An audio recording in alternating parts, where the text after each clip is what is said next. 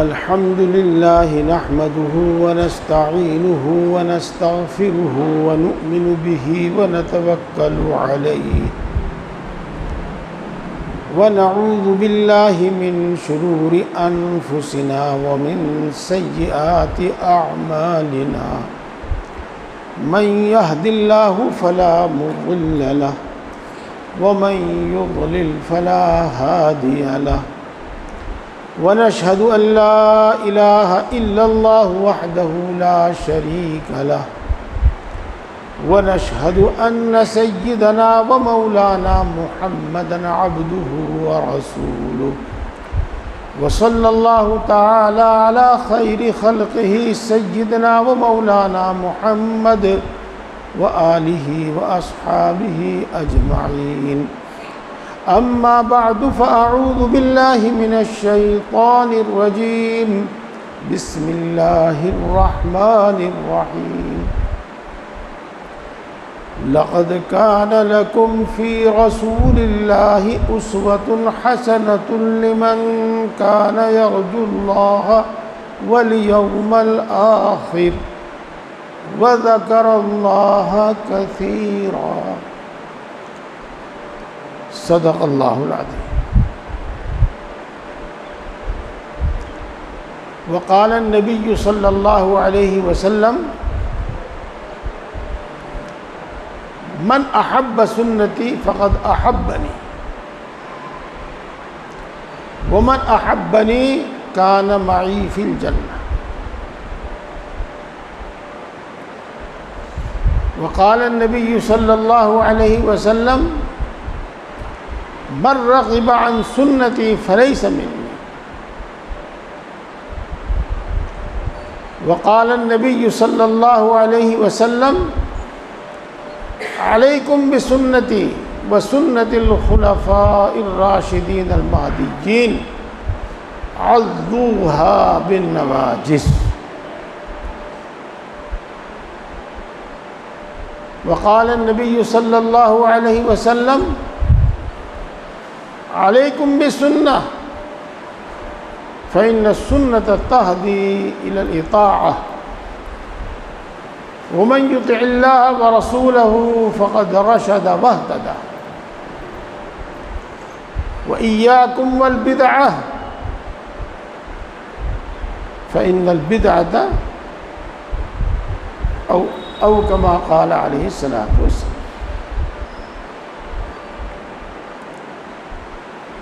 محترم بزرگوں اور دوستوں، ماشاء اللہ آپ دور دور سے چل کے آئے، پیسہ خرچ کر کے آئے. ظاہر بات ہے کہ دین کی بات سننے کا واسطہ ہے. ظاہر بات ہے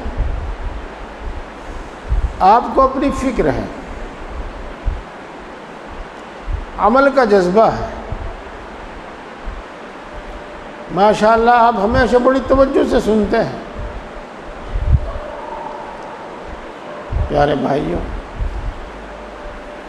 جب یہ چیزیں ہیں تو انشاءاللہ سننے کا فائدہ ضرور ہو. ہدایت ملے گی، اللہ کی فکر، دین کی فکر، آخرت کی فکر پیدا ہو.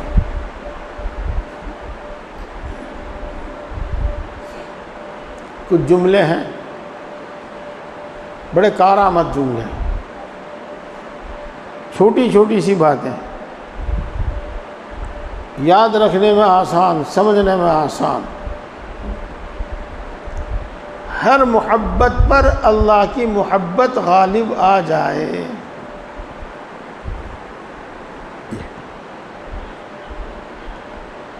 ہر فکر پر آخرت کی فکر غالب آ جائے. ہر طلب پر دین کی طلب غالب آ جائے.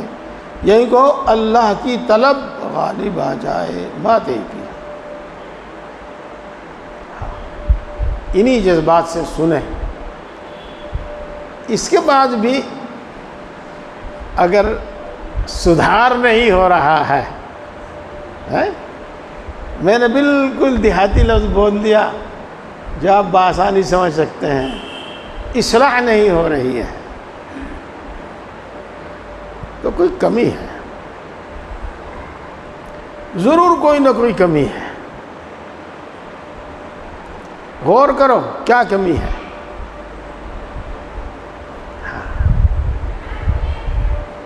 اس کمی کو دور کرو، انشاءاللہ فوراً اصلاح ہو جائے، فوراً عمل کی توفیق، عمل کے اثرات ظاہر ہونے لگیں گے انشاءاللہ العزیز، علم کے اثرات ظاہر ہونے لگیں گے انشاءاللہ العزیز۔ موانع بہت ہیں، کتاب پڑھی نا اپنے طریق الوصول، اس میں آخر کا باب ہے موانع، موانع بہت ہیں، جو وہاں لکھے سب نہیں آگے، اس میں اس کے علاوہ بھی ہیں۔ اس میں سے ایک معنی ہے کبر، تکبر، مقتدا بننے کی ہوس، مقتدا بننے کا خیال۔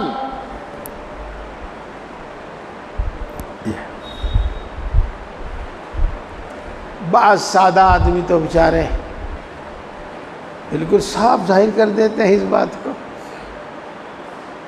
بہت سے لوگ دل کے اندر چھپائے رکھتے ہیں، ہوشیار عقل مند لوگ دل کے اندر چھپائے رکھتے ہیں، اور کچھ لوگ بالکل صاف ظاہر کر دیتے ہیں۔ ایک صاحب کہتے ہیں کہ جی میری نیت یہ ہے کہ میں بھی آپ جیسا ہو جاؤں، پھر میں بھی لوگوں کی اصلاح کروں۔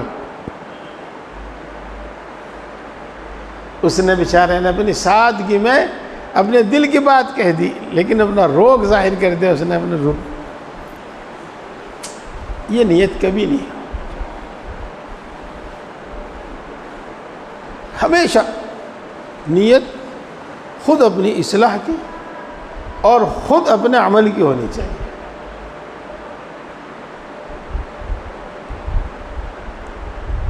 دیکھو عربی میں بھی بولا جاتا ہے وہ لفظ،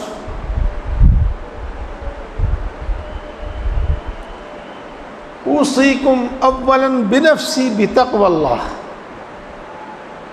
میں آپ سب کو اللہ کے تقوی کی نصیحت کرتا ہوں، اور پہلے اپنے آپ کو یہ نصیحت کرتا ہوں، اپنے عمل کی فکر، اپنی اصلاح کی فکر۔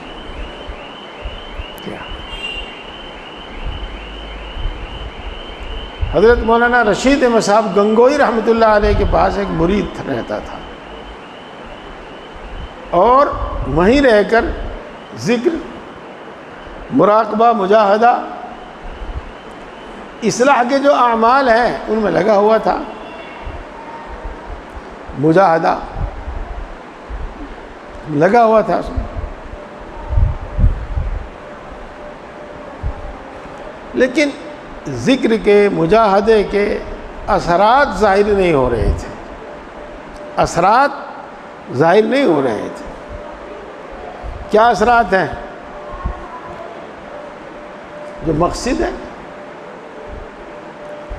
گناہ کی رغبت ختم ہو جائے، نفرت پیدا ہونے لگے، گناہ چھوڑنے کی فکر ہونے لگے، برائی کے برا ہونے کا احساس پیدا ہونے لگے،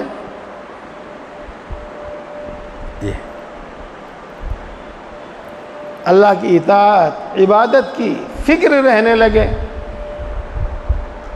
اس کو اچھی طرح، پابندی سے اچھی طرح ادا کرنے کی فکر رہنے لگے۔ یہ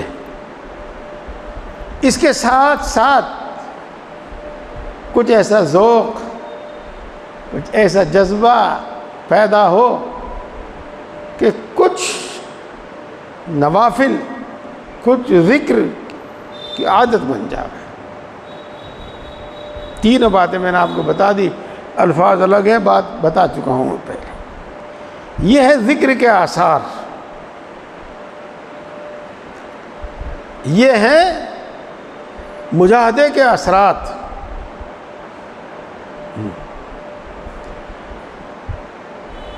ایک اثر یہ بھی ہے کہ آدمی کو اپنی کمی کا احساس ہونے لگے، میرے اندر کمی کیا ہے۔ مثلا آج آپ نے ماشاءاللہ عصر کے بعد بڑی تفصیل سے سنا، صبر کے بارے میں، شکر کے بارے میں، رضا برقضاء کے بارے میں، تفویض اور تسلیم کے بارے میں۔ تو یہ احساس ہونے لگے کہ میرے اندر صبر نہیں ہے، اپنی کمی کا احساس ہونے لگے۔ میری جو یہ حالت ہے یہ اللہ کے فیصلوں پر راضی رہنے والی حالت نہیں ہے، یہ تو اللہ کے فیصلوں سے ناراض رہنے والی حالت ہے۔ یہ احساس ہونے لگے، جی اپنی کمی کا احساس ہونے لگے۔ میرے بھائی یہ سوچتے ہیں کہ کبھی سر میں درد نہ ہو، کبھی بیمار نہ ہو، جو چاہے وہ مرادیں پوری ہو جائیں۔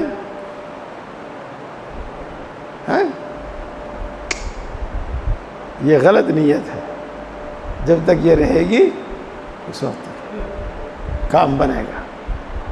بہرحال وہ ذکر میں مجاہدے میں لگے ہوئے تھے، ذکر کے آثار ظاہر نہیں ہو رہے تھے، مجاہدے کا آثار ظاہر نہیں ہوتے۔ حضرت نے بار بار اپنی تعلیم بدلی، بار بار تعلیم بدلی۔ سادے الفاظ میں کہہ دوں، بار بار نسخہ بدلا، لیکن تبدیلی نہیں آئی۔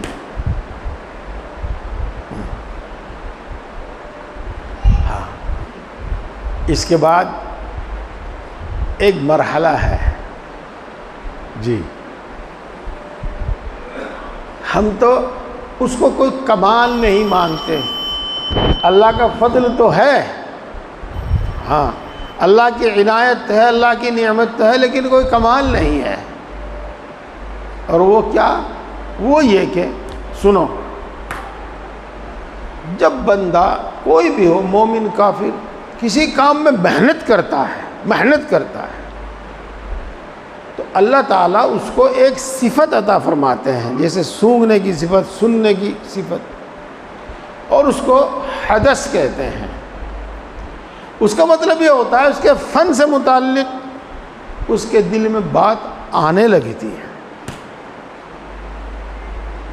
میں نے کہا کہ اللہ کی نعمت ہے لیکن کمال نہیں ہے۔ ہمارے یہاں ایک شخص باغ خریدتے ہیں، باغ، وہ یوں کہتے ہیں کہ میں جب باغ میں داخل ہوتا ہوں، پیڑوں پر نظر ڈالتا ہوں، میں گھومتا ہوں، تو گھومنے کے بعد میرے دل میں ایک بات آتی ہے کہ اس میں اتنا کوئنٹل مال ہے، اس میں اتنی پیٹی، اتنی کریٹ مال ہے، میرے دل میں بات آتی ہے۔ اور اکثر و بیشتر ایسا ہی ہوتا ہے، جی ہاں، کوئی بزرگی کی بات تو یہ ہے نہیں، ہاں اللہ کی رضا والا تو کوئی عمل ہے نہیں، لیکن وہی جو بتا رہا ہوں آپ کو، ہر کام میں تجربے کے بعد یہ ایک چیز آتی ہے۔ ایسے ہی اہل اللہ کے دل میں بھی اللہ تبارک و تعالیٰ اس طرح کی بات ڈالتا ہے۔ تو حضرت نے پوچھا، ارے بھائی ذکر سے، مجاہدے سے تمہاری نیت کیا ہے؟ اس نے کہا جی بزرگ بن جاؤں میں بھی، الفاظ کچھ بھی ہو، بات وہی ہے، مقتدی بن جاؤں میں بھی، خلافت مل جاوے مجھے بھی۔ اوہ روگ کی جڑ تو یہی ہے، بیماری کی جڑ تو یہی ہے، اس کو اپنے دل سے نکال. چونکہ طالب تھا، سچی طلب تھی، وہ بات اس نے اپنے دل سے نکالی. پھر کچھ ہی دنوں کے بعد جو بھی وہ مجاہدہ کر رہا تھا، جو بھی وہ ذکر کر رہا تھا، اس کے اثرات ظاہر ہوئے. تو میں کر رہا تھا جب سچی طلب لے کر آپ آتے ہیں تو یقیناً آپ کو فائدہ ہوگا، بشرطے کہ کوئی معنی نہ ہو، بشرطے کہ کوئی معنی نہ ہو. ہاں، اس واسطے اپنے مقصد درست کرنے کے ساتھ، نیت درست کرنے کے ساتھ سنیں.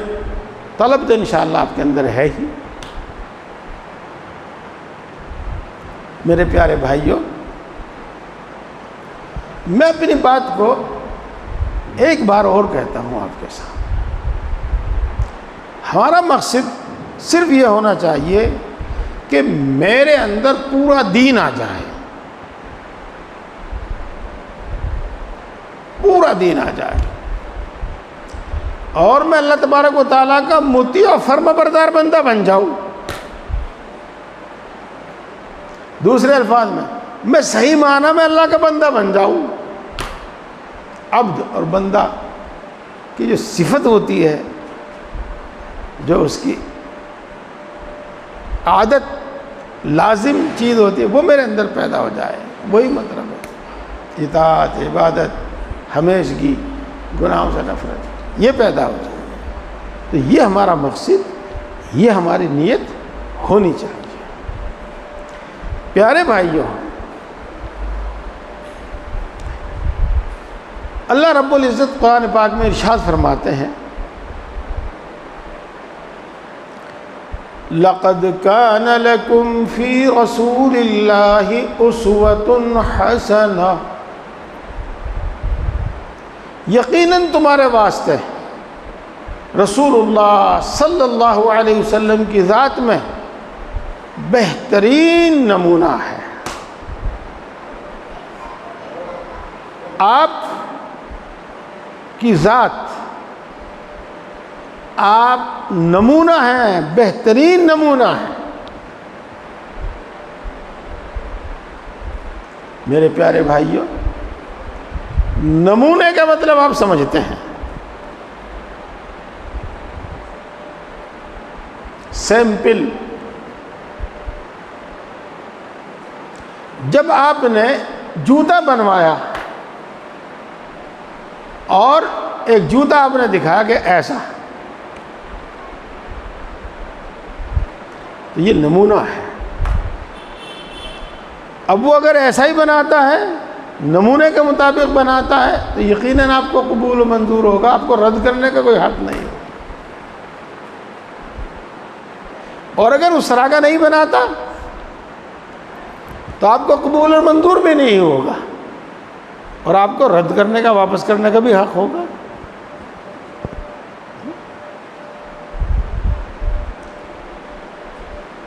تو رسول اللہ صلی اللہ علیہ وسلم کی ذات نمونہ ہے، ہمارے لیے نمونہ، قائم نمونہ ہے ہر چیز میں. اس واسطے کہ اللہ رب العزت نے یہ نہیں بتایا کہ وہ کس چیز میں آپ کے واسطے نمونہ ہے، بلکہ یہ بتایا کہ نمونہ ہے.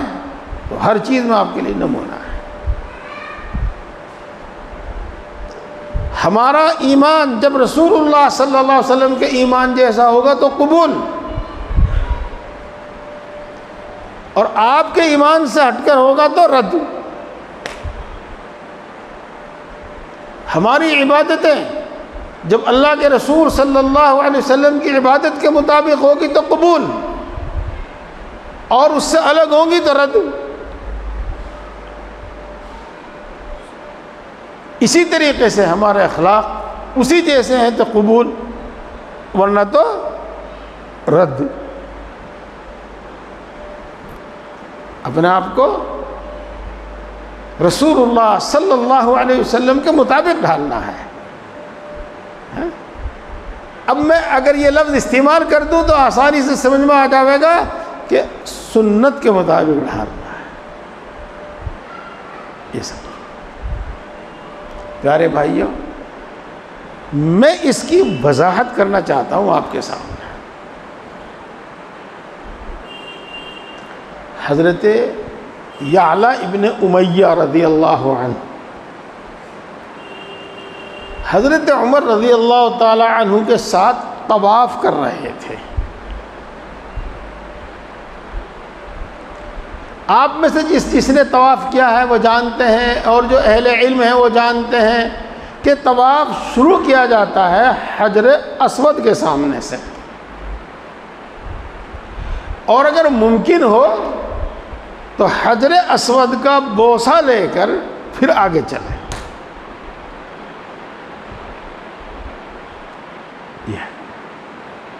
حضرت عمر رضی اللہ تعالی عنہ کے ساتھ ابو یعلا بھی طواف کر رہے تھے، تو حضرت عمر رضی اللہ تعالی عنہ نے حجر اسود کا بوسہ لیا اور پھر طواف شروع کیا. جب آپ چلے دائیں جانب تو آپ سب کو معلوم ہے اور نہیں ہے تو ہونا چاہیے کہ ایک حصہ ہے جس کو حتیم کہتے ہیں، حتیم. تو حجر اسود سے آگے چل کر جو حصہ حتیم سے ملا ہوا ہے اس کو رکن عراقی کہتے ہیں. پھر جب ہم حتیم کا چکر لگا کر پھر بیت اللہ کے کونے پر آئیں گے تو اس کو رکن شامی کہتے ہیں. پھر ہم جب آگے چلیں گے تو جو کونا آئے گا وہ رکن یمانی کہلاتا ہے. پھر آگے حجر اسود ہے، چاروں کونے ہو گئے. تو حضرت عمر رضی اللہ تعالی عنہ نے رکن عراقی کا استلام کو اس کو نہیں چھویا، اس کو نہیں چوما. ابو یعلا کہتے ہیں کہ میں نے ان کا ہاتھ پکڑ کر کھینچا. کہاں جا رہے ہو؟ اسے چوم تو لو. حضرت عمر نے نہیں چوما، آگے چلے. پھر وہ دوسرا کونا آیا رکن شامی، میں نے ان کا ہاتھ پکڑ کر پھر کہا کہ رکن یہ تو چوم لو.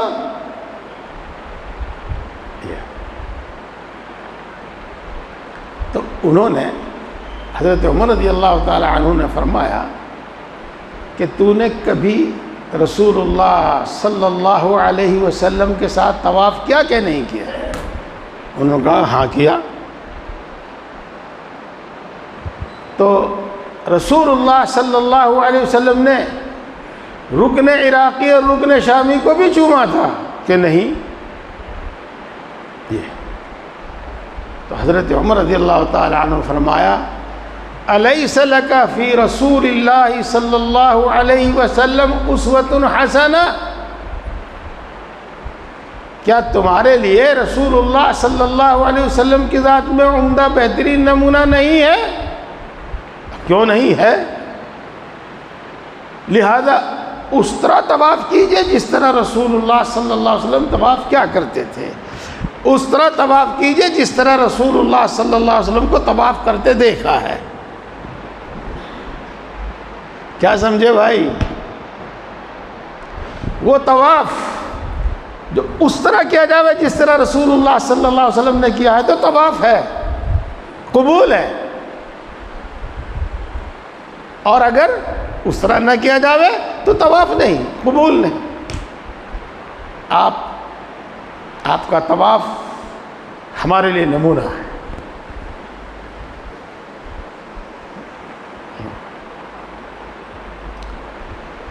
عمل کے صحیح ہونے کے واسطے اس کا رسول اللہ صلی اللہ علیہ وسلم کے طریقے کے مطابق، سنت کے مطابق ہونا ضروری ہے.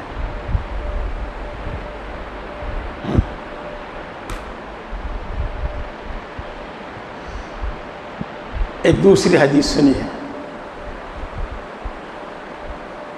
آپ نے پڑھی ہے، وہ یہ تو پڑھی نہ ہو شاید، یہ چونکہ سیاہ ستہ میں نہیں ہے اور ہو بھی تو معلوم نہیں مجھے، لیکن دوسری حدیث شمائل ترمذی میں ہے.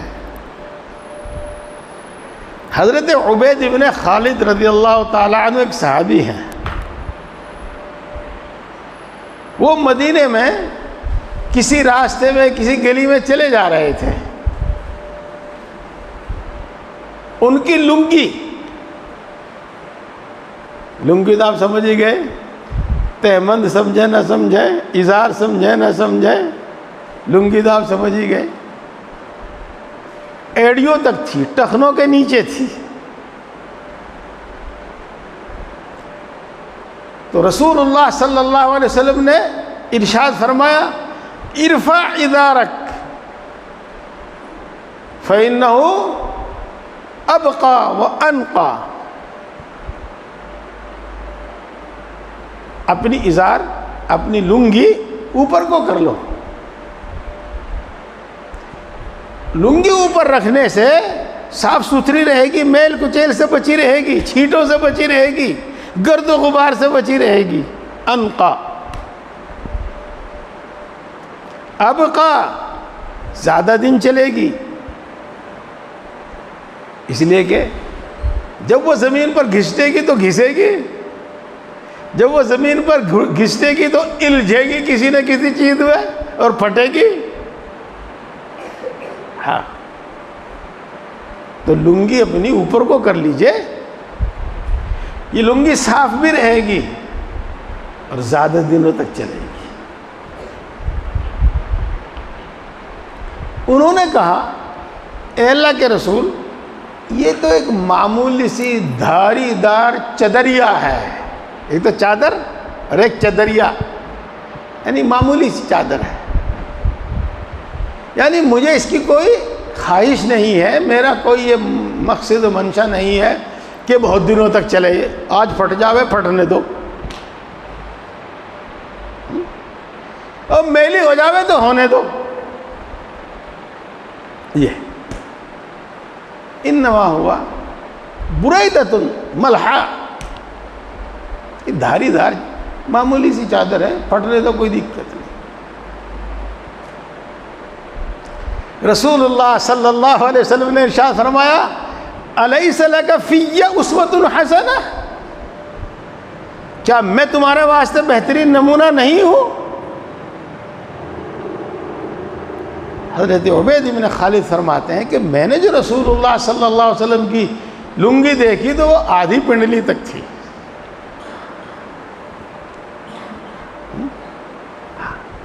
تو میرے دوستو، پہلی حدیث سے کیا سمجھے تھے؟ عمل سنت کے مطابق ہے تو قبول، اور عمل سنت کے مطابق نہیں ہے تو مردود۔ اس سے کیا سمجھے؟ سنت کا کوئی فائدہ سمجھ میں آوے تب، اور سنت کا کوئی فائدہ سمجھ میں نہ آوے تب، ہر دو حالت میں سنت پر عمل کرنا۔ الیس لک فی اسوۃ حسنہ، عبید کا یہی تو کہنا تھا کہ پھٹ جائے گی تو پھٹنے دو، میلی ہوگی تو ہونے دو۔ الیس لک فی اسوۃ حسنہ، تو سنت پر عمل کا فائدہ معلوم ہو تب، معلوم نہ ہو تب، اور مقصود ہو وہ فائدہ تب، مقصود نہ ہو تب۔ سنت کا کوئی فائدہ سمجھ میں آوے تب، سمجھ میں نہ آوے تب، بارسور سنت پر عمل۔ رسول اللہ صلی اللہ علیہ وسلم کی ذات ہمارے لیے نمونہ ہے۔ جی، حدیث پاک ہے، ایک مرتبہ رسول اللہ صلی اللہ علیہ وسلم نے بہت مؤثر اور بہت بلیغ نصیحت فرمائی، اور قیامت کا، حشر کا، اللہ کے سامنے پیشی کا بہت مؤثر انداز میں بیان فرمایا۔ صحابہ رضوان اللہ تعالی علیہ مجمعین فرماتے ہیں کہ ہمارا دل ہل گیا۔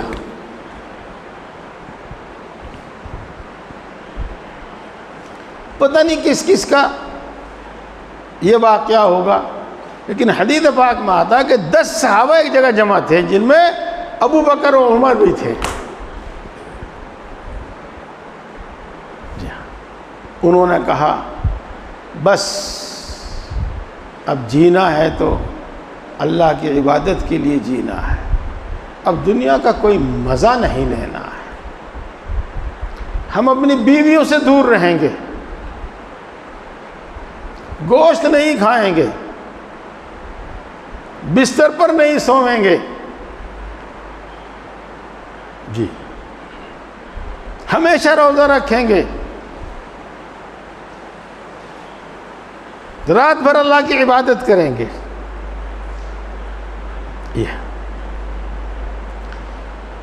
یہ بات رسول اللہ صلی اللہ علیہ وسلم نے سن لی یا آپ کو پہنچی تو آپ ممبر پر چڑھیں اور وہ جو حضرات تھے سامنے موجود تھے ان سے پوچھا کیا تم نے ایسا ایسا کہا؟ انہوں نے کہا جی ہاں ہم نے ایسا ایسا کہا۔ آپ نے فرمایا میں تو عورتوں کے پاس بھی جاتا ہوں، میں تو گوشت بھی کھاتا ہوں، میں تو بستر پہ سوتا ہوں، میں تو رات کو سوتا بھی ہوں اور عبادت بھی کرتا ہوں، میں تو کبھی روزہ رکھتا ہوں اور کبھی نہیں رکھتا۔ یہ فرمایا تم پر میری سنت لازم ہے اور جو میری سنت سے اعراض کرے وہ میرا نہیں ہے۔ کیا سمجھے؟ کوئی کام کتنا بھی بھلا کیوں نہ ہو، سنو، کوئی کام کتنا بھی بھلا کیوں نہ ہو، کتنا بھی اچھا کیوں نہ ہو، نماز پڑھنا ہو، دعا مانگنا ہو، روزہ رکھنا ہو، حج کرنا ہو، خیر خیرات ہو، کتنا بھی کوئی اچھا کام ہو، اگر سنت کے مطابق ہے قبول اور سنت کے مطابق نہیں ہے تو رد مردود۔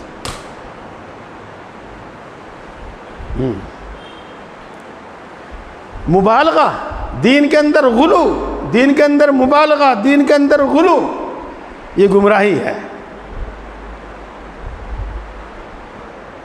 اور ہدایت سنت ہدایت، سمجھ۔ ایک قصہ اور سنا دوں، حدیث ہے، قصہ کیا، قصے تو میں سناتا ہی نہیں، حدیث ہے۔ ایک صحابی تھے حضرت عثمان ابن مظعون رضی اللہ تعالی عنہ، یہ رسول اللہ صلی اللہ علیہ وسلم کے رضائی بھائی بھی تھے۔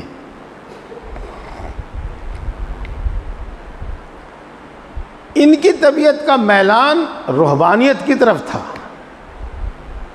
تھا یا ہو گیا۔ اب انہوں نے گھر کی سب فکر چھوڑ دی، بیوی کی کوئی پرواہ نہیں، بچوں کی کوئی پرواہ نہیں، بس روزہ نماز بس اسی میں لگے ہوئے۔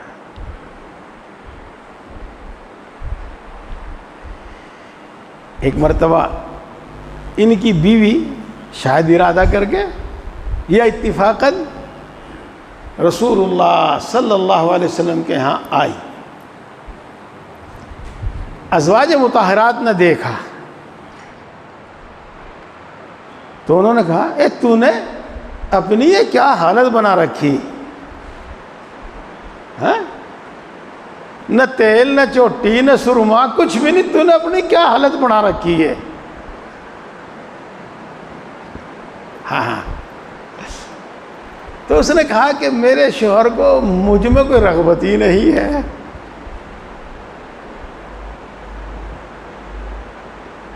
وہ تو رات بھر نماز پڑھتے ہیں، میری تو نگاہ اٹھا کر بھی نہیں دیکھتے۔ جی بات تو سن ہی رہے ہیں آپ، ماشاءاللہ توجہ سے سن رہے ہیں آپ۔ یہاں میں آپ کو ایک بات بتاتا ہوں، بڑی نکتے کی بات اور آسانی سے سمجھیں گے آپ۔ عورت میک اپ کسی کو دکھانے کے لیے کرتی ہے، اپنے دیکھنے کے لیے نہیں کرتی۔ عورت میک اپ کسی کو دکھانے کے لیے کرتی ہے، اپنے لیے نہیں کرتی۔ جو عورت میک اپ کر کے باہر نکلے، بتاؤ کیا مطلب ہے اس کا؟ بس میں نہیں کچھ کہتا، جو تم نے سمجھ لیا ٹھیک سمجھ لیا۔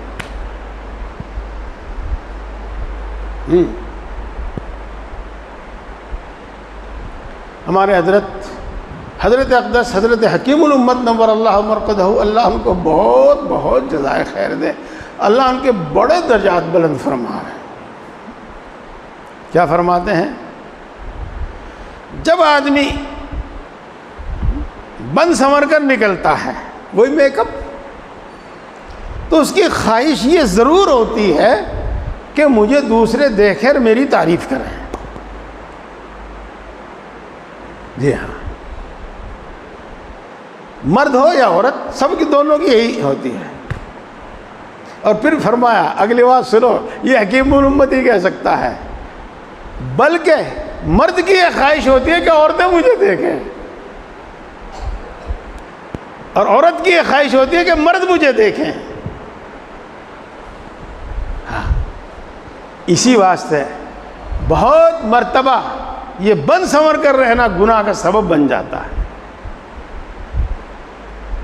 بہرحال ازواج مطہرات نے کہا کہ کیا بات ہے، نہ تیل نہ چوٹی نہ کنگا نہ سرما، کچھ بھی نہیں، یہ کپڑے کیسے ہو رہے تیرے؟ میرے شوہر کو مجھ میں کوئی رغبت نہیں، رات بھر نماز پڑھتے ہیں۔ تو ازواج مطہرات رضوان اللہ تعالی علیہن اجمعین نے یہ ذکر کر دیا رسول اللہ صلی اللہ علیہ وسلم کے سامنے۔ آج عثمان ابن مظعون کی بیوی آئی تھی، انہوں نے کہا حال بڑا خراب ہو رہا۔ ہم نے جو ان سے پوچھا تو اس نے بتایا کہ میرے شوہر کو مجھ میں رغبت ہی نہیں، وہ مجھے آنکھ اٹھا کے ہی نہیں دیکھتا۔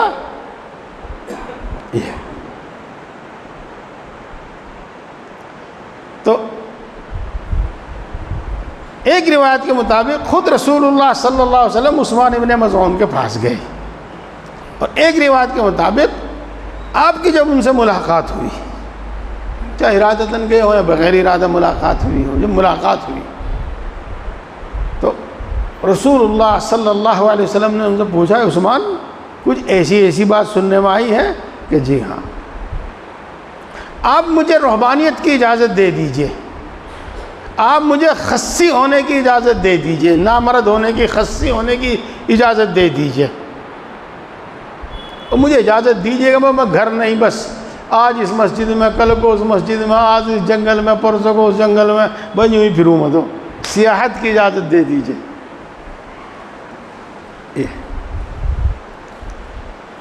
تو رسول اللہ صلی اللہ علیہ وسلم فرمایا لا رہبانیت فی الاسلام، اسلام کے اندر رہبانیت نہیں ہے۔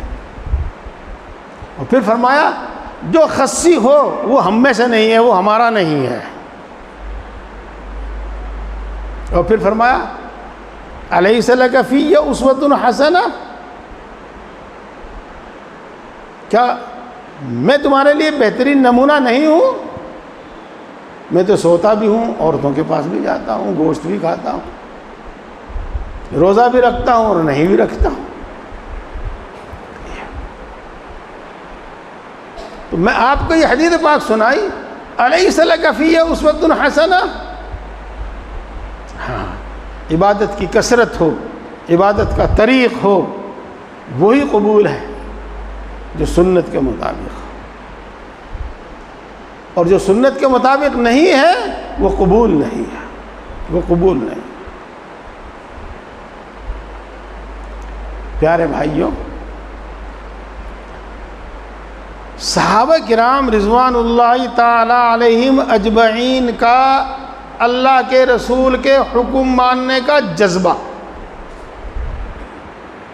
اور صحابہ کرام رضوان اللہ تعالی علیہم اجمعین کی طبیعت کیسی تھی، یہ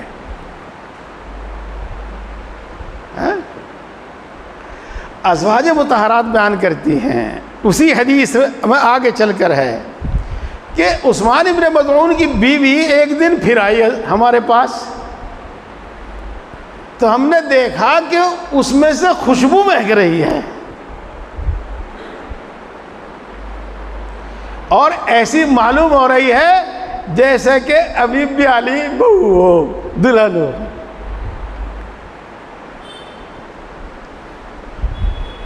تو دیکھو ایک صحابی کا میلان کیا تھا، رجحان کیا تھا، پسند کیا تھی. لیکن جب رسول اللہ صلی اللہ علیہ وسلم نے ارشاد فرمایا الیس لک فی اسوۃ حسنہ، تو جو رجحان تھا، جو طبیعت تھی، جو مزاج تھا، بالکل بدل گیا. یہ اتباع سنت، اپنا ہر عمل سنت کے مطابق. یہاں میں ایک غلط فہمی دور کروں سب کی، عوام کی، علماء کی. علماء تو انشاءاللہ یہ غلط فہمی نہیں ہوگی، لیکن ہو بھی سکتی ہے. سنت کے کئی معنی ہیں. اکثر و بیشتر سنت جب بولا جاتا ہے تو اس کا مطلب ہوتا ہے رسول اللہ صلی اللہ علیہ وسلم کا طریقہ. اس میں فرض بھی داخل ہے، واجب بھی داخل ہے، سنت مؤکدہ بھی داخل ہے، سنت غیر مؤکدہ بھی داخل ہے، سنت مستحب بھی داخل ہے، ادب بھی داخل ہے. سب اس کے اندر داخل ہے، پورا دین اس کے اندر داخل ہے. اور جب بولا جاتا ہے خلاف سنت، اس کا مطلب یہ ہوتا ہے کہ سنت سے ثابت نہیں، رسول اللہ صلی اللہ علیہ وسلم سے ثابت نہیں، اور پھر آدمی اس پر دین سمجھ کر عمل کرتا ہے تو بدعت. یہ بدعت. یہاں ایک بات اور بتاؤں میں آپ کو، اور بڑی کام کی بات ہے، بزرگوں سے ملی ہوئی باتیں ہیں جو عام طور سے ہر کسی کے دماغ میں نہیں آتی. جیسے میں نے ابھی بتایا نا، جو کسی فن کے ماہر ہوتے ہیں اللہ ان کے دل میں باتیں ڈالتا ہے. آپ حضرات کو معلوم ہے کہ حضرت مولانا شاہ برار الحق صاحب نور اللہ مرقدہ کو دنیا محیّ سننا کہتی تھی. اور یہ ویسے نہیں کہتی تھی، ہر دیکھنے والے کی گواہی ہے، ہر دیکھنے والے کی گواہی ہے، ہر دیکھنے والے کا مشاہدہ ہے کہ آپ سنت پر کتنے عمل کرنے والے تھے. ہر کسی کا، جو کبھی اتفاقاً چلا گیا نا اس نے بھی دیکھا. جی ہم نے تو خوب دیکھا. ایک یہ چھٹمل پور میں مولانا اسلم صاحب تھے، انتقال فرما گئے، کافی دن ہوئے. میں یہاں مظاہر میں آیا تھا، انہی دنوں حضرت کا انتقال ہوا تھا، اور محیّ السنہ نمبر نکلا تھا، اس کا اجرا تھا. اس میں مولانا اسلم صاحب کو بھی بولنے کا موقع دیا گیا.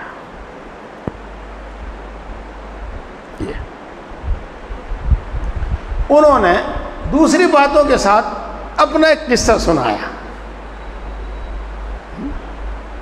کہ میں جب مدرسے میں داخل ہوا تو جماعت تیار تھی اور سب لوگ مسجد پہنچ چکے تھے. یہ میں نے لوٹا اٹھایا اور وضو کرنے لگا. اب آپ یوں سمجھو، ایک تو یہ ہے اور ایک پھر اس کے ساتھ اس طرح ہے، اس طرح. تو دونوں وضو کے لیے دونوں جگہ تھی. مولانا فرماتے ہیں کہ میں نے لوٹا لیا اور یہاں بیٹھ کر وضو کرنے لگا، جس کا مطلب یہ ہوا کہ قبلہ رخ وضو نہیں کر رہا تھا.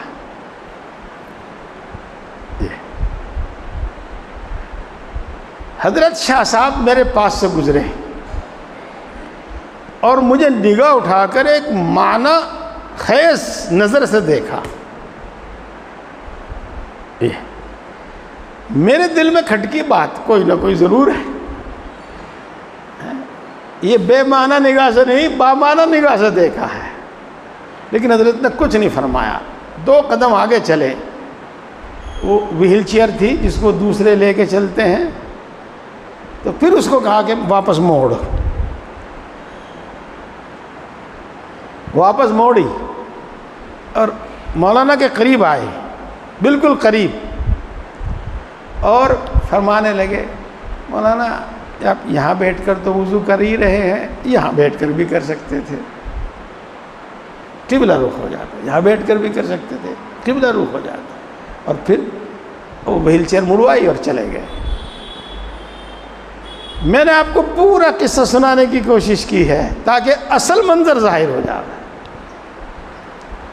حضرت نے جب معنی خیز نگاہ سے دیکھا، دیکھو ایک عالم صاحب، ایک بڑا آدمی کیسے وضو کر رہا، ٹھٹکے تو کہنا چاہا ہوگا لیکن دل میں خیال ہوگا نو وارد ہے کرنے دو، لیکن جذبہ اتنا، احیاء سنت کا جذبہ اتنا تھا کہ طبیعت نے گوارا نہیں کیا، پھر مڑے اور فرمایا اس طرح بھی آپ وضو کر سکتے ہیں۔ یہ تو میرے دوستو، ہر عمل سنت کے مطابق، ہر عمل سنت کے مطابق، شریعت کے مطابق، سنت کے مطابق، شریعت کے مطابق، سنت کے مطابق، رسول اللہ صلی اللہ علیہ وسلم جس طرح کیا کرتے تھے اس کے مطابق۔ میں اپنی بات کو پھر دوبارہ کہتا ہوں، سنت کا ایک معنی یہ ہے کہ جو آپ نے کیا اس طرح کرنا، الطریق المسلوک فی الدین، اس میں فرض بھی، واجب بھی، سنت مؤکدہ بھی، سنت غیر مؤکدہ بھی، مستحب بھی، اس کے نیچے کا ایک درجہ ہے ادب، وہ بھی سب اس میں شامل ہو داخل۔ درجات کسی وجہ سے بیان کیے گئے ہیں، میں وہ اس میں نہیں جاتا۔ اور سنت کا ایک معنی اور ہے،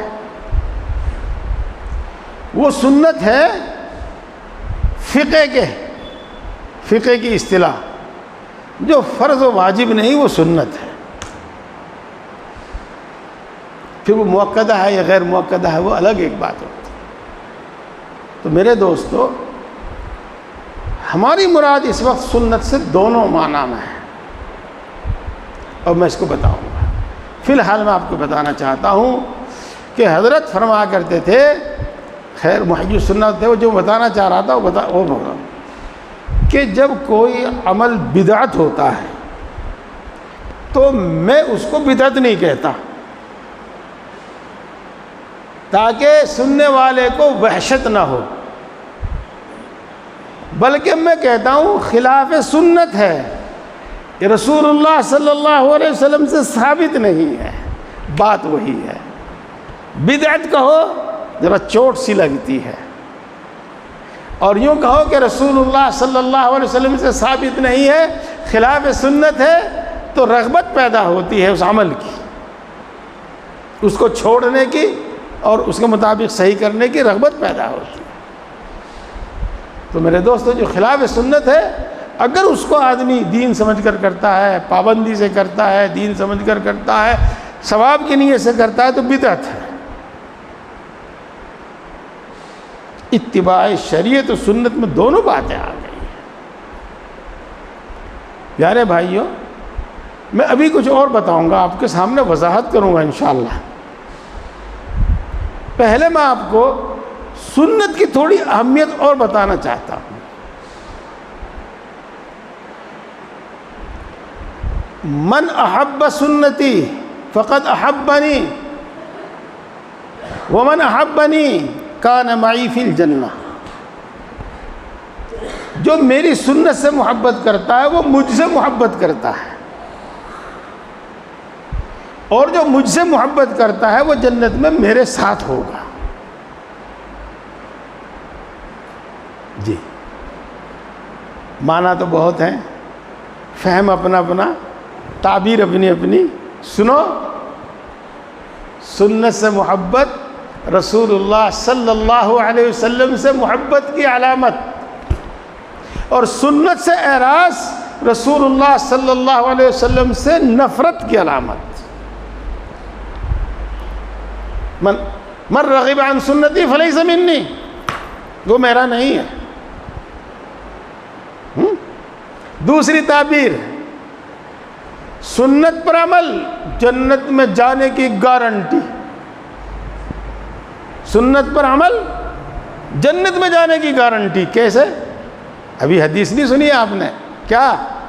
من احب سنتی فقد احبنی ومن احبنی کان معی فی الجنہ. جو مجھ سے محبت کرتا ہے وہ جنت میں میرے ساتھ ہوگا. ایک واسطہ ہدف کرو، کہو سنت جنت میں جانے کی گارنٹی. اور سنت پر عمل نہ کرنا یہ گمراہ ہونے کی علامت ہے. وَإِيَّاكُمْ وَالْبِدْعَةِ فَإِنَّ كُلَّ بِدْعَةٍ ضَلَالَةٍ وَكُلَّ ضَلَالَةٍ فِي النَّارِ. بدعت سے بچو. ہر بدعت گمراہی ہے اور ہر گمراہی کا انجام جہنم ہے. بدعتوں سے بچو، خلاف سنت باتوں سے بچو، خلاف شریعت باتوں سے بچو.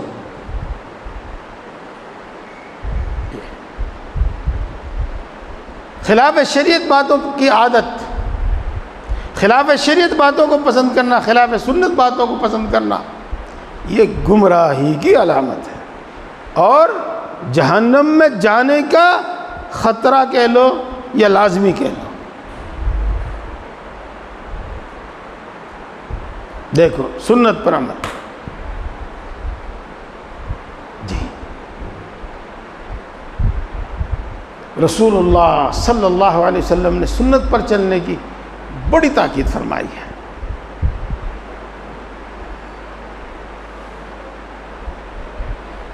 علیکم بالسنہ، ترجمہ عربی دان جانتے ہیں کیا مطلب ہے. سنت کو لازم پکڑ لو. فإن سنت تہدی الی الاطاعہ. ترجمہ کرو، مطلب بتاؤں. ترجمہ کیا کرو گے؟ سن کے ترجمہ تمہیں پتہ ہے. سنت پر عمل کی تاثیر ہدایت ہے. سنت پر عمل کی خاصیت ہدایت ہے. فإن سنت تہدی الی الاطاعہ. آگے کیا فرمایا؟ وَمَن يُطِعِ اللَّهَ وَرَسُولَهُ.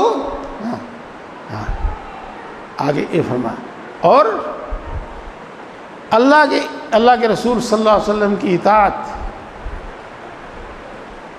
یہ جنت میں جانے کی گارنٹی ہے.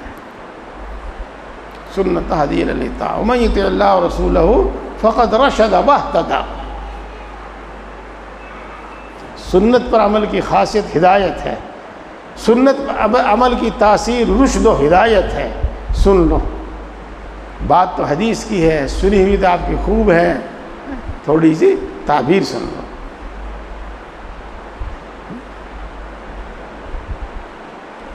رسول اللہ صلی اللہ علیہ وسلم نے ارشاد فرمایا علیکم بسنتی وسنت الخلفاء الراشدین المہدیین عضوا علیہا بالنواجذ.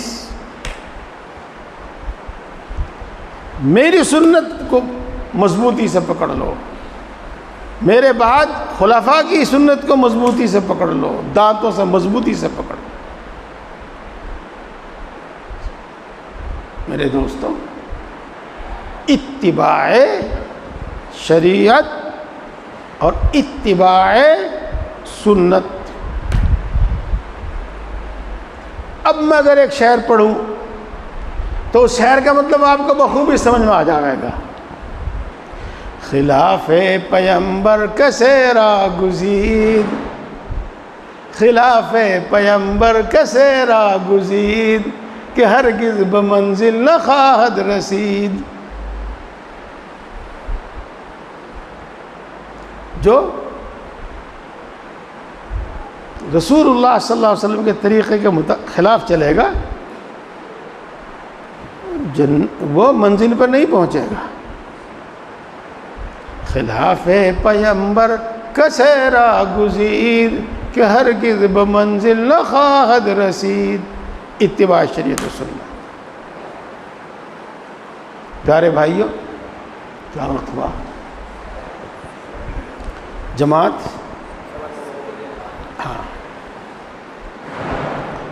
اب میں آپ کو واپس لے چلتا ہوں۔ میں نے عرض کیا تھا کہ رسول اللہ صلی اللہ علیہ وسلم ہمارے واسطے نمونہ ہیں، اور ہر چیز میں نمونہ ہے، ہر چیز میں نمونہ ہے۔ جو آپ نے کیا وہ ہدایت ہے، اور اس کے خلاف گمراہی ہے، ضلالت ہے۔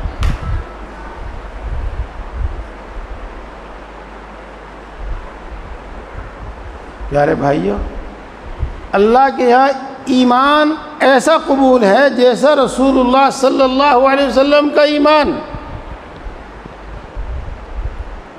اور جو ایمان ایسا نہ ہو وہ ایمان قبول نہیں، یا اس میں شرک ہے، یا اس میں شکوک و شبہات ہیں،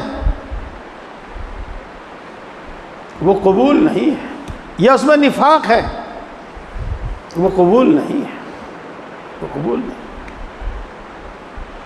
فَإِنْ آمَنُوا بِمِثْلِ مَا آمَنْتُمْ بِهِ فَقَدِ اهْتَدَوْا،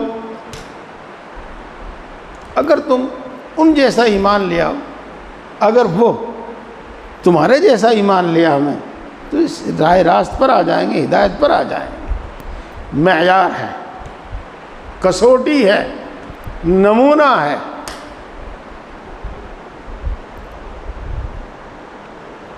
بس چونکہ اس وقت مجھے اتنی بات بتانی ہے، اس لیے میں اپنی بات کو یہیں ختم کرتا ہوں، لیکن اجمالی طور پر آپ کو کچھ اور بھی بتاتا ہوں جو میں نے آپ کو بتا رکھا شاید۔ ایسا ایمان جو اہل سنت والجماعت کے عقائد کے مطابق ہو، اس کے خلاف نہ ہو، ایسا ایمان جس میں کبھی شک و شبہ پیدا نہ ہو، اہل سنت والجماعت کے عقیدے کے مطابق فَإِنْ آمَنُوا بِمِثْلِ مَا آمَنْتُمْ، تم جمع کا صیغہ، صحابہ بھی داخل ہیں اس میں، جی کبھی کوئی شک و شبہ پیدا نہ ہو۔ انما المؤمنون الذين آمنوا بالله ورسوله ثم لم يرتابوا، اس آیت شریفہ کا ترجمہ یہی ہے۔ ایسا ایمان بناؤ جس میں کبھی شک و شبہ نہ ہو، یہ ایمان قبول ہے۔ جی ایسا ایمان بناؤ اور یقین کا وہ درجہ حاصل کرو جو آنکھوں دیکھنے سے یقین حاصل ہوتا ہے۔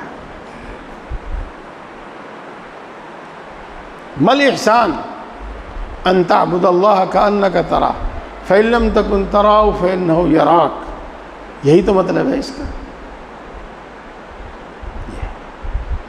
ابھی بات پوری نہیں ہوئی، ابھی بات پوری نہیں ہوئی۔ ہاں، جو ایمان اعمال سے خالی ہے وہ ایمان کامل نہیں۔ اللہ کے رسول کا ایمان ایسا نہیں تھا، صحابہ کا ایمان ایسا نہیں تھا۔ جو ایمان ایمانی صفات سے خالی ہو وہ ایمان کامل نہیں۔ جی دیکھو، رسول اللہ صلی اللہ علیہ وسلم نے بہت سے اعمال کی نفی پر ایمان کی نفی فرمائی۔ جو نماز چھوڑ دے وہ کافر، عمل چھوڑنے پر، ایمانی عمل چھوڑنے پر ایمان کی نفی، ایمان کا انکار۔ جی اسی طرح کی حدیثیں ہیں روزے کے متعلق، اسی طرح کی حدیثیں ہیں زکوٰۃ کے متعلق، اسی طرح کی حدیثیں ہیں حج کے متعلق۔ اور کیا ارشاد فرمایا؟ لا ایمان لمن لا امانت له ولا دین لمن لا عہد له، جس کے اندر ایمان نہیں، امانت داری نہیں، اس کے اندر ایمان نہیں۔ جس کے اندر عہد و پیمان کی پابندی نہیں، اس کے اندر دین نہیں، ایمان کی نفی، امانت داری دیانت داری نہیں تو ایمان نہیں۔ ایمان کامل ہوگا ایمانی اعمال، ایمانی اخلاق، ایمانی صفات سے، وہی اللہ کے ہاں قبول ہے، اسی پر نجات ہے۔ نجات کا مطلب سیدھے جنت میں چلا جانا، جہنم میں نہ جانا۔ میرے دوستو ان باتوں کو سمجھو، صرف فضائل، من گھڑت قصے، مزیدار قصے سننے سے کام نہیں چلتا، وقت ضائع کرنا ہے۔ پیارے بھائیوں، اسی کے ساتھ ایک بات اور جس پر میں اب آپ کو زیادہ متوجہ کرنا چاہوں گا، آپ کو زیادہ بیدار کرنا چاہوں گا۔ رسول اللہ صلی اللہ علیہ وسلم کے طریقوں کے مسلسل خلاف کرنا، اور خاص طور سے کافروں جیسی شکل و صورت بنانا، ان کا طریق اختیار کرنا۔ اب بتاؤ اس شخص کا کیا حال ہے، وہ شخص کس درجے کا مومن ہے؟ سوچو کس درجے کا مومن ہے اب۔ اس لیے کہ بہت سے اعمال پر خود رسول اللہ صلی اللہ علیہ وسلم نے کہہ دیا کہ وہ میرا امتی نہیں ہے۔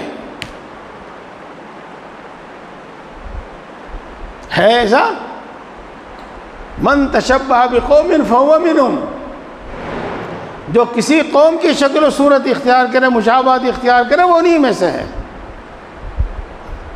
جو میری سنت اختیار نہ کرے وہ میرا نہیں ہے، جو میری سنتوں سے اعراض کرے وہ میرا نہیں ہے۔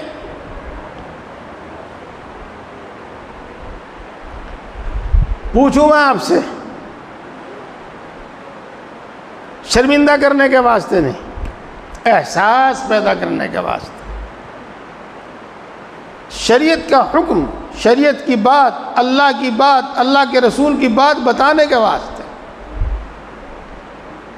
جو شخص بڑی بڑی مونچھیں رکھے اور داڑھی کٹواوے، کیا کیا اس نے اللہ کے رسول صلی اللہ علیہ وسلم کے تمام انبیاء کے طریقے کے خلاف طریقہ اختیار کیا۔ آج بات اس کی نہیں کہ یہ فرض ہے یا واجب ہے، وہ تو تمہیں بتا رکھا میں نے، فرض ہے، واجب ہے، لیکن آج اس کی بات نہیں۔ آج بات اس کی ہے کہ رسول اللہ صلی اللہ علیہ وسلم کے طریقے کے خلاف طریقہ اختیار کیا، جو داڑھی کٹائی اور مونچھیں بڑھائی، تو کافروں جیسا طریقہ اختیار کیا اس نے۔ اب آپ بتاؤ کیا حکم ہے اس شخص کا؟ اب آپ سوچو کتنا بڑا مجرم ہے یہ، کتنا بڑا مجرم ہے یہ۔ اب آپ سوچو اس کے ایمان کی حالت، اب آپ سوچو اس کے دین کی حالت۔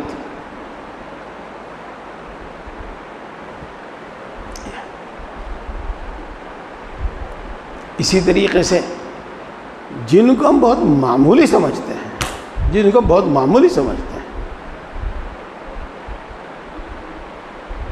بال، سر کے بال، کمال کر دیے لوگوں نے۔ یہ تو اتنے بڑھا لیے کہ چوٹی بڑھا باندھ لی ہے، اور چوٹی نہیں، جس طرح لگائیاں جوڑا باندھے پیچھے، ایسے جوڑا باندھ لیا۔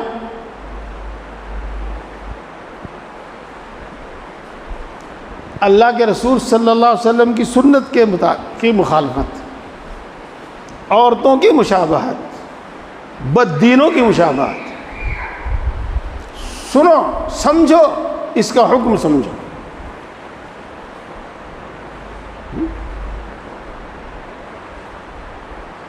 یا ایک جوتا سا سر پر یہاں رکھ لیا، یہاں سے سارے سے کٹوا دیے، اور ایسی جان بوجھ کے ایسی شکل بنا گئی جیسے جوتے کی شکل ہو۔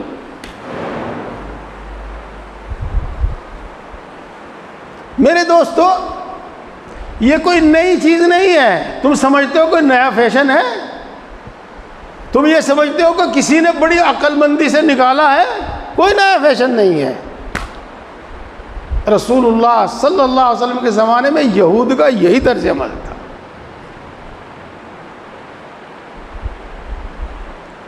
ہم میں الحمدللہ اتنی غیرت تھی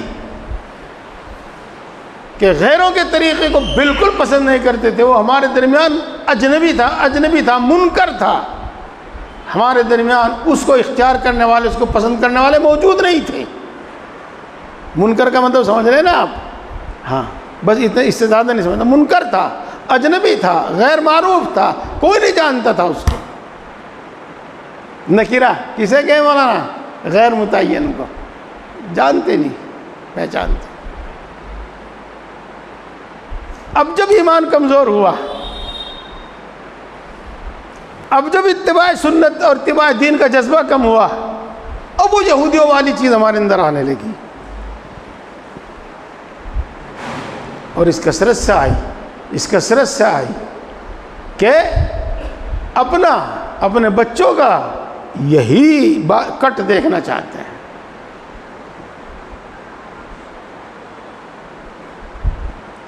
دوستوں میں پھر کہتا ہوں، ادھر تو رسول اللہ صلی اللہ علیہ وسلم کی سنت اور طریقے کے خلاف ہے، ادھر یہودیوں کی مشابہت ہے.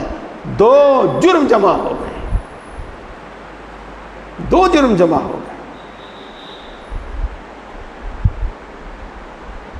اس لیے اپنی معاشرت کو بدلو. یہی حال لباس کا بھی سمجھو آپ. لباس محض ایک جسم ڈھانکنے والی چیز نہیں ہے، یاد رکھو. لباس صرف ایک جسم ڈھانکنے والی چیز نہیں ہے، بلکہ لباس آپ بہت کچھ بتاتا ہے. یہ لباس بہت کچھ بتاتا ہے. نہیں بتاتا؟ ہاں.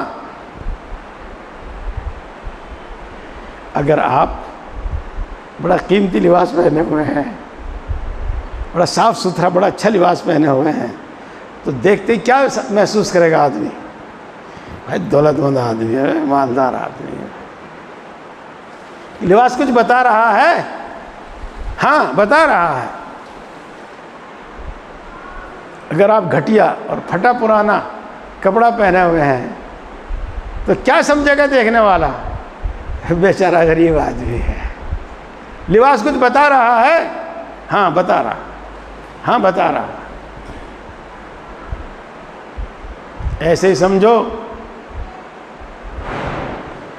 بہت کچھ بتاتا ہے.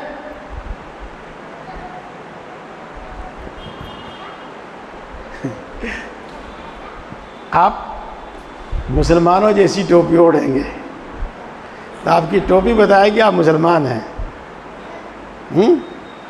اور ایک تم نے دیکھا ہوگا، وہ سر پہ کٹورا سا ہو اور چاروں طرف اس کے چھج جیسا ہو. کہتے ہوں گے کچھ بھی کہتے ہوں گے. جس کے سر پہ وہ دھرا ہوگا، جس کے سر پہ وہ رکھا ہوگا، سمجھ جاؤ گا وہ انگریز ہے، یا ان کے ماننے والا، ان کے نقش قدم پر چلنے والا ہے. لباس اور بھی کچھ بہت کچھ بتاتا ہے. بہت کچھ بتاتا ہے لباس.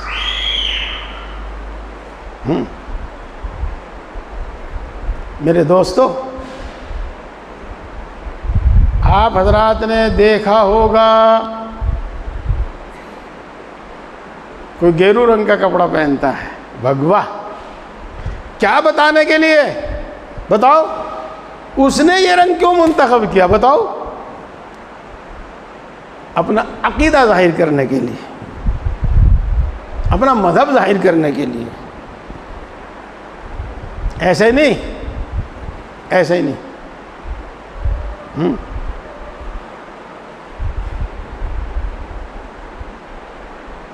آپ نے دیکھا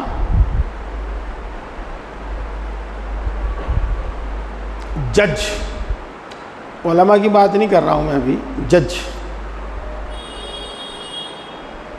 ایک جھول سی پہن کا ہے، جیسے ہمارے مولوی صاحب بھی پہن رہے ہیں، امام صاحب ہیں جمعے کے دن. وہ کیا بتا رہی؟ جج ہے. جج سفید ٹائی کالا کوٹ پہن کر جاتا ہے، کیا بتا رہا؟ ایڈوکیٹ ہے، لوئر ہے۔ لباس بہت کچھ بتاتا ہے، لباس بہت کچھ بتاتا ہے، صرف جسم نہیں ڈھکتا لباس سے، بلکہ لباس بہت کچھ بتاتا ہے۔ اب جتنی بات میں نے آپ کو بتا دی، اس سے آپ بہت دور کی سمجھ گئے ہوں گے، بہت دور تک کی سمجھ گئے ہوں گے۔ تو سمجھو، صلح والا لباس وہی سنت ہے۔ وہ کیا بتائے گا؟ وہ یہ بتائے گا کہ یہ رسول اللہ صلی اللہ علیہ وسلم سے محبت کرنے والا انسان ہے۔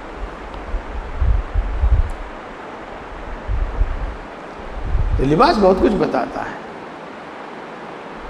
چہرہ بہت کچھ بتاتا ہے، جس کو ہم کہتے ہیں وضاحت، شکل و شباہت بہت کچھ بتاتی ہے۔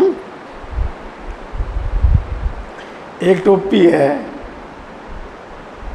اسے کہ گاندھی کی ٹوپی، پیچھے تو یہاں سے وہ گدی پہ پڑی رہے، آگے ماتھے پہ پڑی رہے ہیں، نیتا لوگ پہننے۔ دیکھ لینا، اب تک دھیان سے نہ دیکھی ہو تو اب دیکھ لینا، کھدی کے کرتے، کھردی کا کتا، کھردی کا پاجامہ، کھدی کی ٹوپی، اور ایسی ٹوپی جو پیچھے گدی تک پڑی رہے، آگے ماتھے پہ پڑی رہے۔ یہ گاندھیائی ازم، گاندھیائی وچار کو فالو کرنے کی علامت ہے۔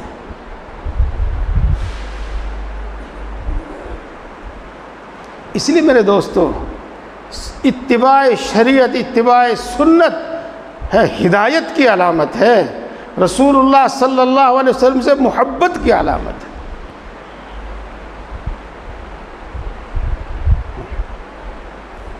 ٹوپی سر پر رکھنا فرض ہو یا نہ ہو، لیکن مسلمان ہونے کی پہچان ہے۔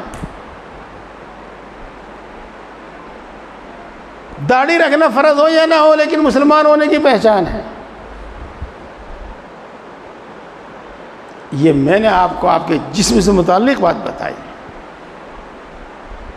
میرے دوستو، جیسا کہ آپ نے پوری تفصیل سے پہلے کی پچھلی باتوں سے سمجھا، آپ چاہے یہ سنتی کیوں نہ ہو، لیکن ان کی اہمیت اور ان کا مرتبہ اور مقام سمجھ گئے آپ۔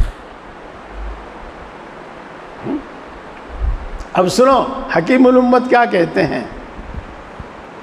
حضرت مولانا اشرف علی صاحب تھانوی نور اللہ مرقدہ فرماتے ہیں کہ بعض گناہ چاہے صغیرہ ہی کیوں نہ ہو، لیکن اس کا نقصان بہت ہوتا ہے، کبیرہ گناہ سے بھی زیادہ نقصان ہوتا ہے اس کا۔ مثال کے طور پر بد نگاہی، میں یوں نہیں کہتا کہ یہ صغیرہ ہے یا کبیرہ ہے، اس کا نقصان بڑا زبردست ہے۔ اس کا نقصان یہ ہے کہ نور ایمان کو بجھاتا ہے۔ یہ نور ایمان کو بجھاتا ہے، یہ ایمانی حلاوت کو ختم کرتا ہے، ایمانی بشاشت، ایمانی حلاوت کو ختم کرتا ہے۔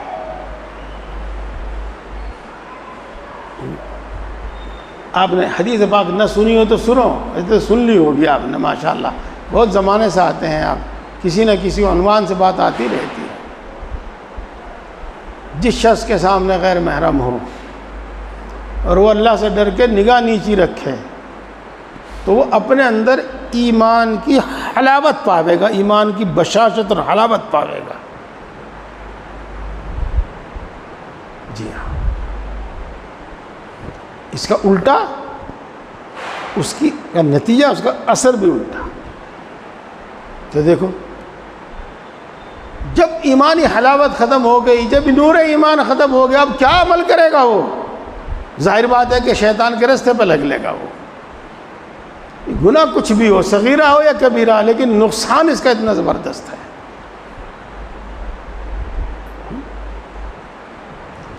اذان سنت ہے، فرض واجب نہیں، سنت ہے۔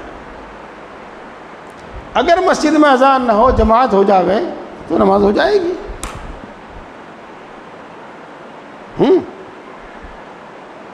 جو کیسی ہوگی، خلاف سنت تو ظاہر بات ہے ہوگی، لیکن نماز ہو جائے گی۔ ہے سنت اذان، لیکن اس کا مرتبہ اور مقام دین کے اندر یہ ہے کہ اگر گاؤں والے یوں کہیں کہ ہم اذان نہیں پڑھیں گے تو حاکم وقت کو ان سے جہاد کرنا ضروری ہے، اذان پڑھو۔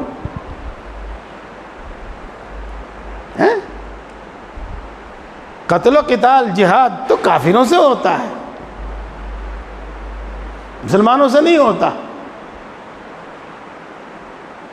لیکن یہاں ان سے اذان چھوڑنے والوں سے جہاد کا حکم ہے، دیکھ لینا کتابوں میں۔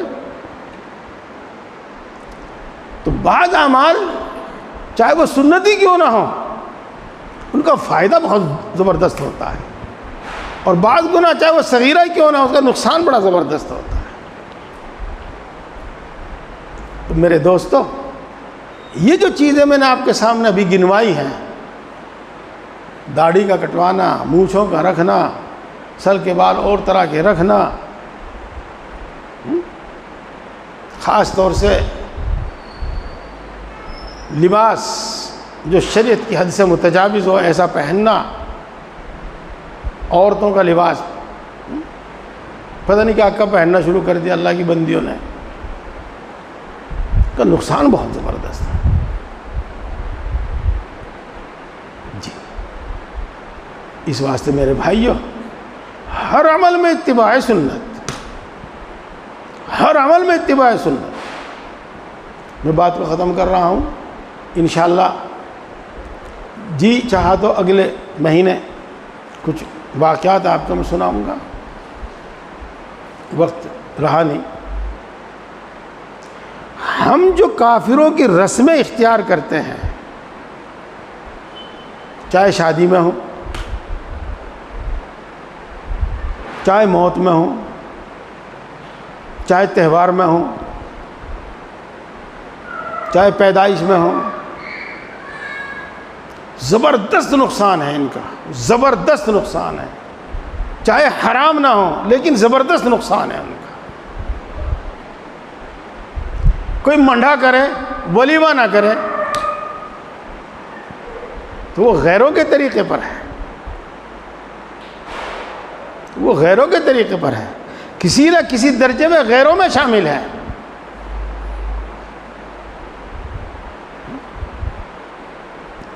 وہ صحرا باندھے، چاہے اس کو حرام نہ کہا جاوے لیکن غیروں کا طریقہ ہے، کسی نہ کسی درجے ان میں شامل ہے۔ بڑی بڑی بارات لے جانا مسلمانوں کا طریقہ نہیں، حرام نہ ہو، نقصان زبردست ہے۔ بدعت کا نقصان بتا رہا ہوں میں آپ کو، رسم بھی اسی میں داخل ہے۔ کم سے کم وہ کسی نہ کسی طرح سے ان کے اعمال میں شریک ہو جاتا ہے۔ میں اپنی بات کو ختم کرتا ہوں، 9 بج رہے ہیں۔ ایک آیت سناتا ہوں، ایک آیت سناتا ہوں۔ کفرنا بکم لقد کان لکم فی ابراہیم، پڑھیو، اسوۃ حسنہ اذ قال لقومہ انا براء منکم۔ بھائی پڑھو، کوئی آیت پڑھو، نہیں پیچھے شروع سے پڑھو، شروع سے پڑھو، مجھ سے کچھ غلطی ہو سکتی ہے اس میں۔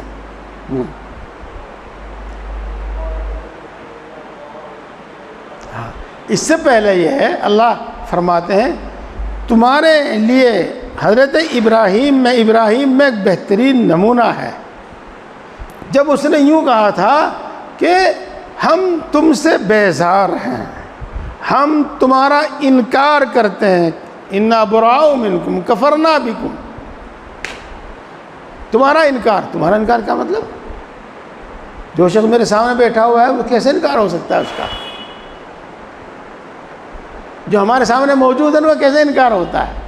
نہیں، ہم تمہاری ہر بات تمہارے ہر طور و طریق کا انکار کرتے ہیں، رد کرتے ہیں۔ اس لیے میرے دوستو بات ختم کرتا ہوں، اتباع شریعت و سنت اور رسموں اور بدعتوں سے بچنا، رسموں اور بدعتوں سے بچنا، کسی کی ملامت کی پرواہ کیے بغیر رسموں سے بدعتوں سے بچنا اور اتباع شریعت و سنت۔ ایمان کی میں نے کچھ تفصیل بیان کی تھی۔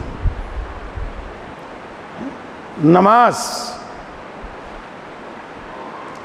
سنتوں کے مطابق، وضو سنتوں کے مطابق، جی نماز تو وہی قبول ہوگی جو سنت کے مطابق ہوگی، کامل ثواب جو بھی ملے گا۔ ایک قصہ سنا تھا نا میں نے آپ کو، ایک بزرگ صاحب کوئی پریشان تھے، کسی وجہ سے ہوں گے، پریشانی تو سبھی کو ہوتی تھی، تو رات کو نفل جو پڑھ رہے تھے تو ذہن ادھر ادھر بھٹک رہا تھا، انہوں نے آنکھیں بند کر کے نماز پڑھی، اس میں ذرا یکسوئی حاصل ہو گئی۔ خواب دیکھا کہ کئی محل ہیں، اس میں جتنی بھی ہو رہے ہیں ساری بڑی بڑی آنکھوں والی، سب بڑھیا والی، اور اس محل میں جتنی بھی ہو رہے ہیں ساری اندھی۔ انہوں نے جو آس پاس میں لوگ تھے موجود، کچھ فرشتے ہو گئے وہاں سے، میں تم دوڑ کے نماز، کوئی اور دوڑ کے نماز، نے پوچھا وہ کیا چکر ہے، یہ کس کا، یہ کس کا؟ کہ لگے یہ بھی تمہارا، یہ بھی تمہارا۔ اب یہ کیوں ایسا، اس میں ساری اندھی کیوں ہے؟ یہ تمہاری اس نماز کا بدلہ ہے جو تم نے آنکھیں بند کر کے پڑھی تھی۔ ہر چیز میں سنت۔ میرے پیارے بھائیوں، انشاءاللہ اسی سے متعلق میں کچھ تھوڑی سی بات اگلے مہینے بھی بتاؤں گا۔ میرے سامنے اس وقت 10 صحابہ کا وہ عمل، حضرت عثمان بن مظعون رضی اللہ تعالی عنہ کا وہ عمل جس میں رسول اللہ صلی اللہ علیہ وسلم نے ارشاد فرمایا فمن رغب عن سنتی فلیس منی، اور رسول اللہ صلی اللہ علیہ وسلم نے ارشاد فرمایا الیس لک فی اسوۃ حسنہ، جس کا حاصل میں نے آپ کے سامنے بیان کیا تھا کہ غلو نہیں ہونا چاہیے، حدود سے تجاوز نہیں ہونا چاہیے دین میں۔ پیارے بھائیوں، عمل کرو دین پر، اور جیسے آپ کو بتایا اور جیسے آپ نے سمجھا، اور مجھے امید ہے کہ آپ یقین کرتے ہوں گے جو میں نے بتایا صحیح بتایا، اور یقیناً الحمدللہ میں نے سب بتایا، اس پر عمل کیجئے، انشاءاللہ معنی ختم، رکاوٹ ختم، اور جو طلب آپ لے کر آتے ہیں، جو مقصد لے کر آپ آتے ہیں، انشاءاللہ العزیز بڑے جلدی پورا ہوگا۔ اس لیے کہ ان موانع میں ایک معنی لکھا ہے سنت کی مخالفت، یاد آیا؟ سنت کی مخالفت،